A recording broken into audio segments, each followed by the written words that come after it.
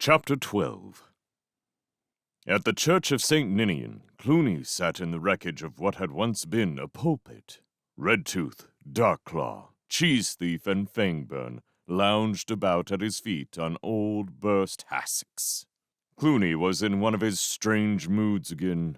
He showed little interest in the captive vole family, merely ordering that they be kept under guard until he found time to deal with them. Most of his army slept in the choir loft or the Lady Chapel. The rest were posted on sentry duty outside. Cautiously, his captains watched the warlord. Cluny's long tail swished restlessly. The single eye stared at a carved eagle holding the rotting lectern on its outspread wings. What thoughts occupied the dark, devious mind of Cluny the Scourge? Finally, he looked up and spoke. "Go and get Shadow. Bring him here to me." Darkclaw and Fangburn scurried off to obey the command. Silently, the others waited, their eyes glinting in evil anticipation. The chief had a plan. Like all of his schemes, it would be cunningly simple and wickedly brilliant. There was no better general than Cluny when it came to strategy. Shadow had been with Cluny for many years. Nobody was sure if he was rat or weasel, or even a bit of both. He was very lithe and wiry, and his long, sinewy body was covered in sleek black fur. There was no hint of another color in his coat. It was blacker than moonless midnight. His eyes were strangely slanted, black without any brightness to them. The eyes of Shadow were like those of a dead thing. He stood before Cluny, who had to strain his one eye against the darkness of the church to make sure he was really there. "Shadow, is that you?" The reply sounded like a whisper of wet silk across a smooth slate. "Cluny, I am here. Why do you want Shadow?" The captain shivered at the sound of the voice. Cluny leaned forward.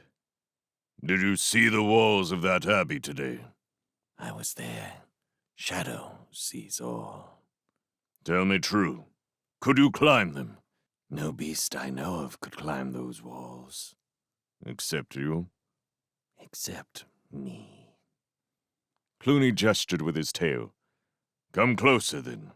I will tell you what must be done." Shadow sat at the top pulpit step. Cluny issued his orders. "You will climb the abbey wall. Many sentries patrol the top of the wall. Take the utmost care. If you get captured, you are of no use to me. There is no point in one alone trying to attack the gatehouse and opening the door. It is too well guarded, so forget the gate." Shadow gave no hint that Cluny had inadvertently read his mind. He remained motionless as Cluny continued.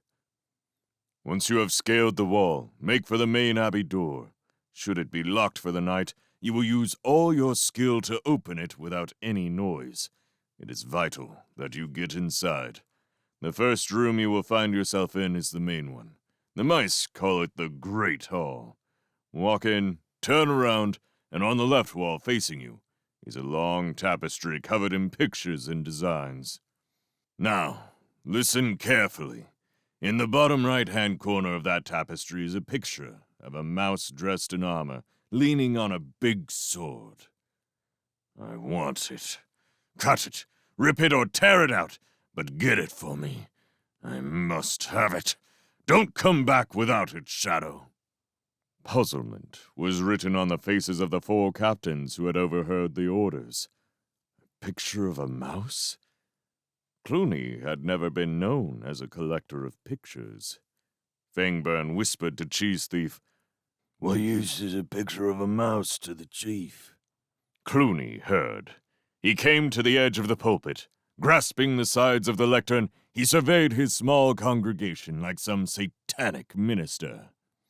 "Ah, Brother Fangburn, let me explain. I will tell you why it is that you, and all your kind, will forever remain my servants, while I shall always be the master. Did you not see the faces of those mice today? The mere mention of Martin the warrior sends them into ecstasies. Don't you see? He is their symbol. His name means the same to those mice as mine does to the horde. In a different way, maybe. Martin is some sort of angel. I'm the opposite. Think for a moment. If anything were to happen to me, you'd all be a leaderless rabble, a headless mob.